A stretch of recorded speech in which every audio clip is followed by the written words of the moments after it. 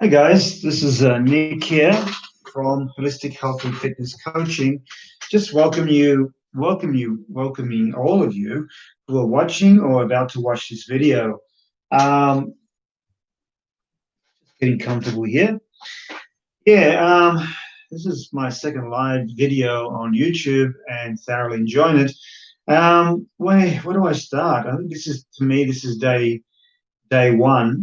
Sorry, go back in day 11 of a program that I'm doing. It's called cameraculture, and it's an ability to put out and have master some courage and put out 14 videos uh, in 14 days, which I find is very challenging. I've had a few challenges to get to this level, and mostly were distractions and energy levels, and I'm pumping a lot of hours out there. So I just want to welcome whoever's watching live with me, and yeah, welcome. Hope you enjoy the journey with me so far.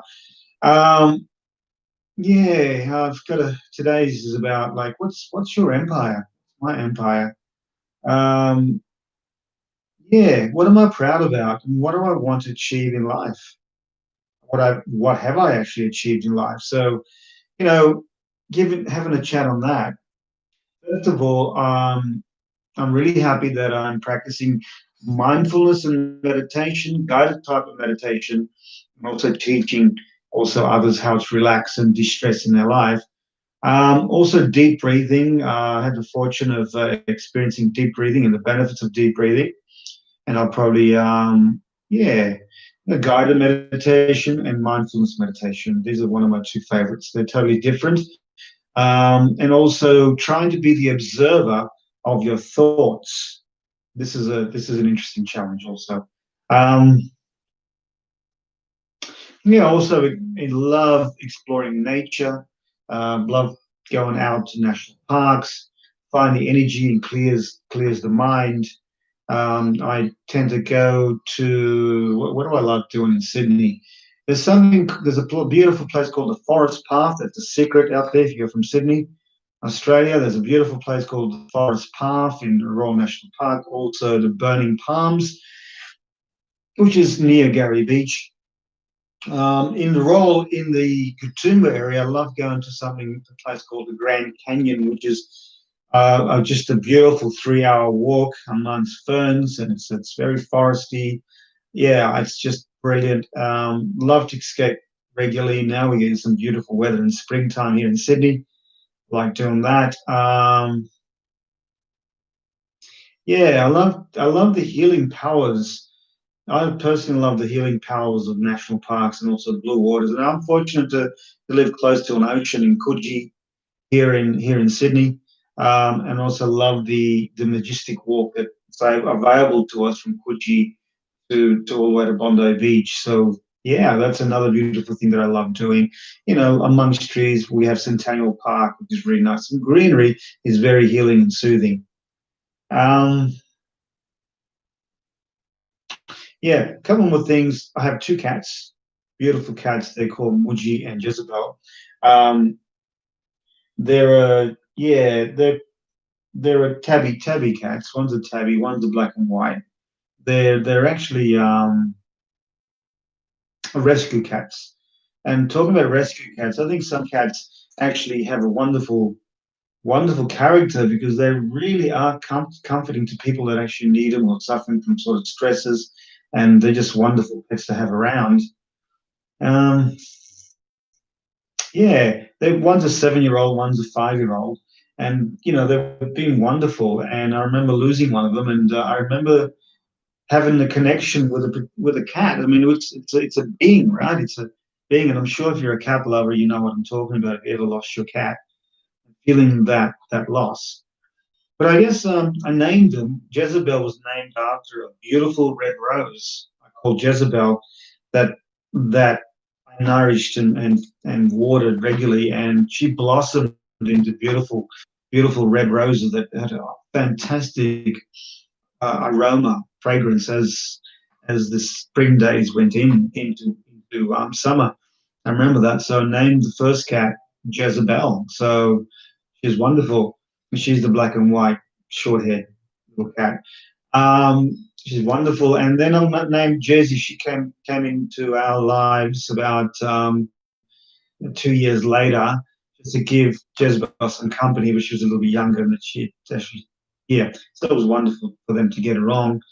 Um, Muji was interesting. She was a real healer to me, and in times of need. That's why I actually called her Muji, which is after a spiritual.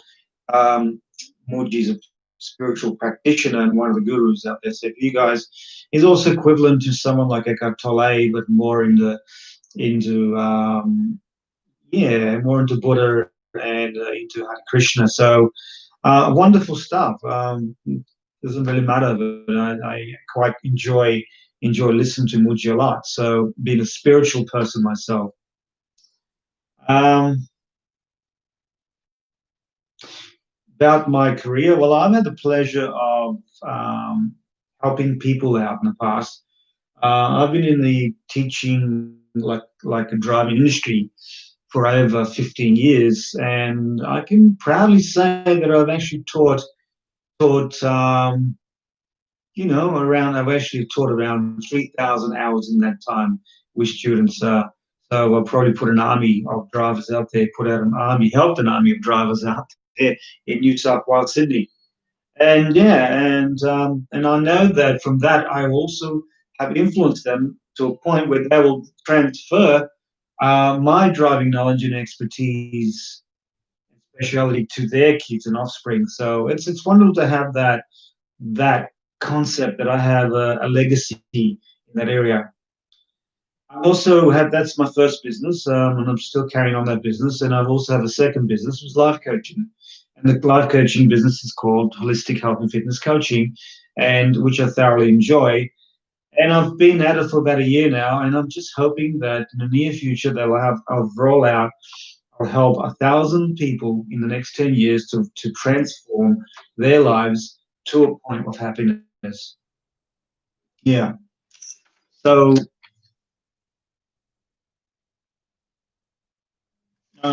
just made a few notes here. Yeah, so my coaching business is coming quite along, and this is what I'm doing. This is practicing live videos.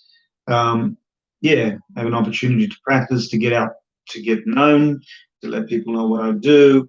This is my little empire. Um, yeah, I love shaping people's lives. In the next 10 years, I'm going to be shaping 1,000 plus people. Transforming them in a better way of living, more balance, less stress in life. Um, I don't know about you, but I looked at. I was looking forward to New Zealand in 2020 because I love my other travel is New Zealand. I love being and going to New Zealand. Such a beautiful place, and I'm sure that everyone agreed to that. New Zealand didn't quite happen for me in March. I had a wedding to go to, and I had some free time. I was going to just hire a car and drive independently around New Zealand. In March, that didn't happen. But it was really interesting to see that I was ready for travel, and it just didn't happen, and it didn't happen for a lot of people. So I can understand how a lot of people are feeling. But I do have a little story about this. I'm thinking, well, what I was really fortunate that in a way that I couldn't travel overseas, and I bought tickets, and I was about to board a week before I boarded to go to New Zealand. Um, yeah, it was on the news that no one could travel anywhere from Sydney. We were banned to Sydney, New South Wales, like Victoria is experiencing at the moment. Yeah, and if it had been a little bit, let's say, um, if it had been a bit earlier and I was on boarding on the plane in New Zealand, I wasn't able to come back to Sydney for a while. And I'm looking for at least 4 months, and I'm thinking, well, I don't know anyone in New Zealand, and I would have been stranded, and how would that felt? And I felt a little bit lost and kind of relieved that I was able to get a refund from the air company. Like, yeah, so I will get my money back on the plane. Also, I was lucky. So there is a God, there is a universe that's looking after me. And I'm thinking, well, if I'd been, I'm trying to turn that around and reframe the whole thing. I think it's still coming to think about it now. Where I felt scarcity was I'm going to be stranded 6 months without work, without much. Didn't even probably wouldn't even take my computer with me. All I had is a phone. How will I cope for the next 6 months? Then it then it only occurred to me. I don't know how you guys felt, but yeah, I was out of work even during that time for a couple of months.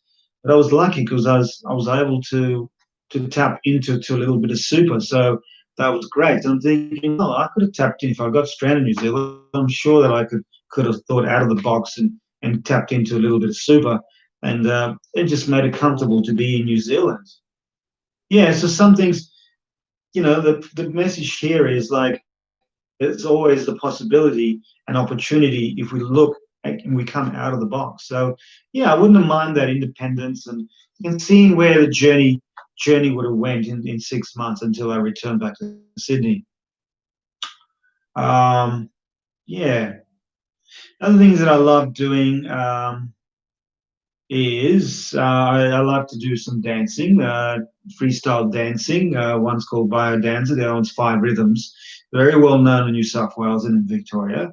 And I like going away for retreats, spiritual retreats or dancing retreats, but just get away from Sydney and really enjoy.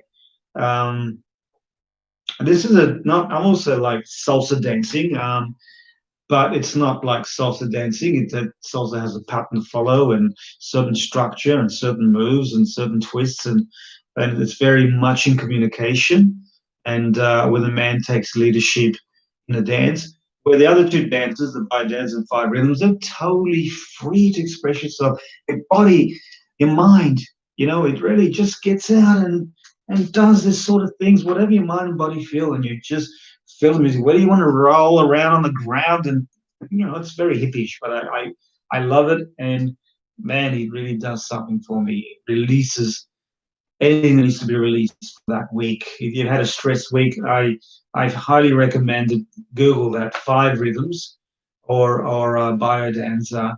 And I think with the Biodanza, it's more like in touch with your inner child. Being a spiritualist myself, I know that being in touch with inner child is so blissful. There is an inner child in us that needs to be released, needs to be recognized, acknowledged, and just needs to play amongst this environment and on this journey. I feel one of the key things to happen is allowing our inner child to be there out for us. So it needs to express itself, it needs to create itself, it needs to communicate with us. So shutting down the ego so we can actually allow our little inner child to play yourself. Yeah. What else? What else? What else? What else? So yeah, so I've talked a little bit about me, about my career, what I hope to gain, what I want to leave as a legacy in the future. Um, one more thing. I think I got one more thing to share. During the pandemic, we can now travel to Australia, which is kind of nice. The travel's coming back from Sydney. We can travel to South Australia. I'm hoping that sooner or later I can go to Queensland, which is another pet travel. I love a little place called Noosa. I'm sure that a lot of people from New South Wales know it. A lot of people from Queensland know what a beautiful, beautiful place to be. The environment, the spiritual connection, just the land. You can feel it. You can feel the spirit there. So I miss that part. Yeah. And have I found it challenging? Yeah, I found it challenging, but I've worked most of it through the pandemic. But I learned.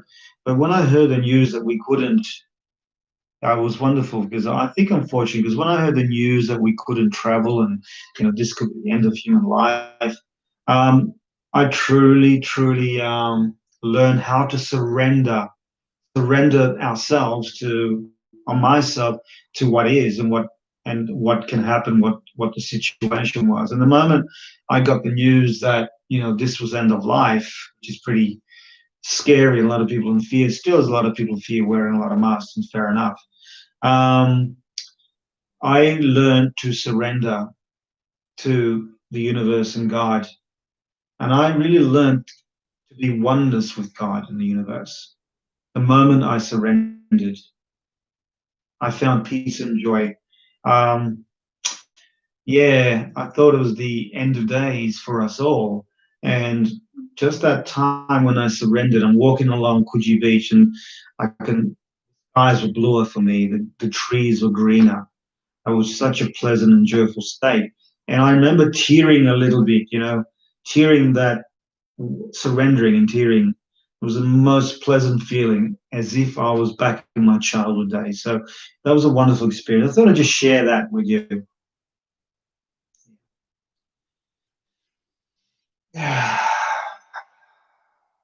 Yeah, I need to do that. I need to do that.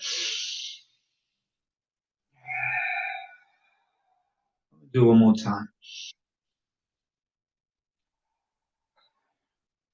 Well, I think I want to thank you for being with me on this program on YouTube live and I just want to say thank you for listening. And it's been fun producing this day 11. And Yeah, I just want to wish everyone to be gentle, kind, and patient with yourselves and others on our universe. And I know some of us are going through some difficult times and beliefs or self beliefs. Um, yeah, having said that, I just blessings and love to you all, and yeah, just be with what it is. And I'm saying goodbye on my day 11, and can't wait to do day 12. Not sure when, but I will be doing day 12 very shortly on this program. So wishing you all the best. Thank you for listening, and please make your comments. I invite you to make your comments and if anything that stuck out for you.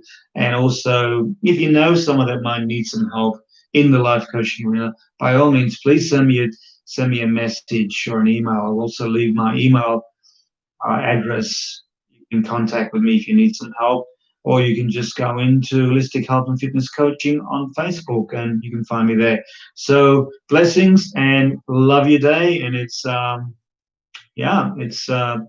here we're here on Wednesday, so fantastic. Thank you very much. And let me just check that. I think of No, we're here on it's the day we're here on Thursday. Sorry, today's Thursday. So wishing you a happy Thursday. Ciao for now.